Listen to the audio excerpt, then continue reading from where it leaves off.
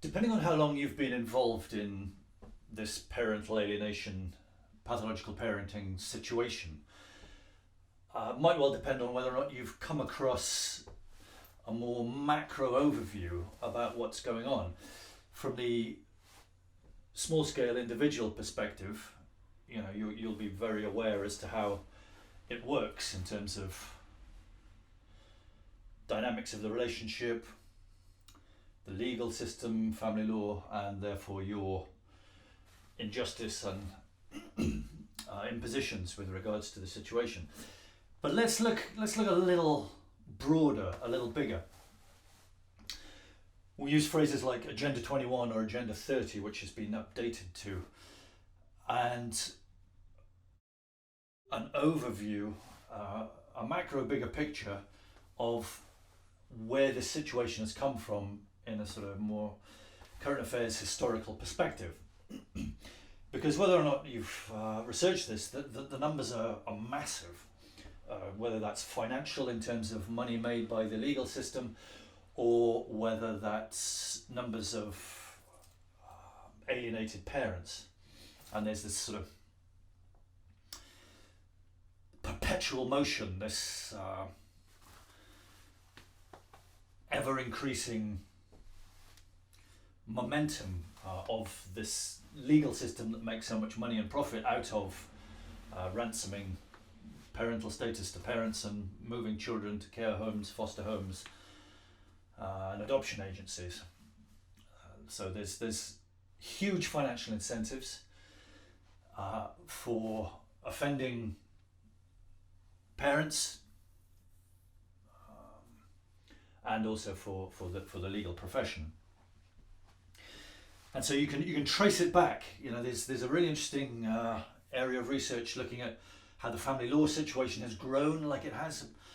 Began apparently in the 70s in South America and spread like wildfire across the globe. So within a few years, pretty much all the Western world was employing this system of family law with which to sever parents from children and collect the financial incentives through that. But this goes even bigger to what I mentioned, Agenda 21, and it's been updated to Agenda 30. They've moved the timescale back on it. And you can get right into the research of the Rockefeller Foundation and George Soros and his social programming and the coercion of the media to create psychological profiles on a big scale, whereby the gender war increases the distance between males and females. And one of the points in Agenda 21 / Agenda 30 is the dissolution of the family, and that the state takes over the job of the parent. And this is very evident now. You won't see it in mainstream media circles, but we can see it in terms of single parenting. We can see it in terms of the requirement for both parents to take employment, leaving the child or the children isolated in the home, or needing external institutions, agencies, the state to come in and become that parent. In Scotland, I believe there's interesting dialogue arriving now whereby every child will have, in inverted commas, a third parent. So there will be a sort of state agent who is coming in to look at the child as a state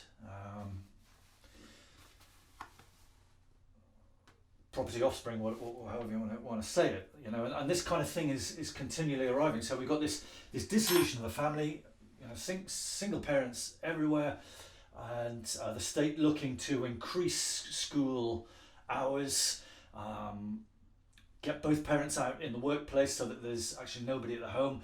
The children's connection to social media is on the increase, etc., etc., etc. So there's this covert assault on childhood, and you can look historically, goes a long way back. You know, I'm currently doing a theatre production of coal mines, so we've been looking into you know, the ins and outs of coal mining, and children were age 5, you know, sent down pits, etc. So the welfare of the child is of massive importance. And so for you and I in this position where it can feel very much a defensive position because we've been smashed out of our homes and families and perhaps livelihood too, we can feel very, very defensive, that we need to up our profile in order to be received as valid and worthy of, you know, being a parent and a general member of society, perhaps. But I think we need to flip that around, and we need to go on the offensive, and we need to actually look at what's going on a much deeper level in terms of the assault on childhood and how that's happening. And so I implore you, I invite you to get on the front foot, become assertive, and to go at the perpetrators of this macro wider socio problem with regards to this assault on children and this coercion and manipulation of parents. You know, you can think of things like soap operas, you know, where apparently there's a statistic, the big soap opera in the UK is EastEnders, where one of the main characters was involved with domestic violence, and apparently that spiked domestic violence in the real world in the UK, seemingly off the back of, you know, this very popular 17 million views every episode apparently, this soap opera. You know, it puts the ideas in the minds of people. Oh well, if that happens, then that, you know, leads to that, and therefore, you know, I'm justified in behaving in this way. Similarly, there's, you know, these kind of Jerry Springer chat show things where these warring couples are invited to come in and, you know, air their dirty laundry, and it sort of sows the seeds in the psychology that this is how sexual relationship dynamics, you know, are supposed to play out.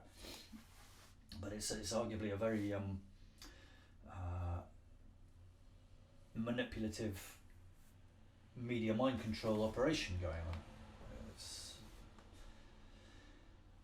And so that leads into how it happens. And we're going to look at why there is a gender war. If we look at it from men and women, the genders, we've got males and females, and, you know, they come together to create a family. And where I want to go with this video is I want to look at the difference between masculinity and femininity, and we're going to plot a graph over here with masculinity at one end and femininity at the other end. And I would argue that the optimum place for both men and women is in the middle in terms of masculinity and femininity. Is a balance, right? It's a harmonious equilibrium area. But what's happening socially via media manipulation, social manipulation, is that from a very early age, you know, we'll look at Disney in a second, that males are being pushed out to become ultra masculine, and females are being pushed out to become ultra feminine, and therefore the potential for a harmonious relationship is much more difficult because of the polarization of masculinity and femininity.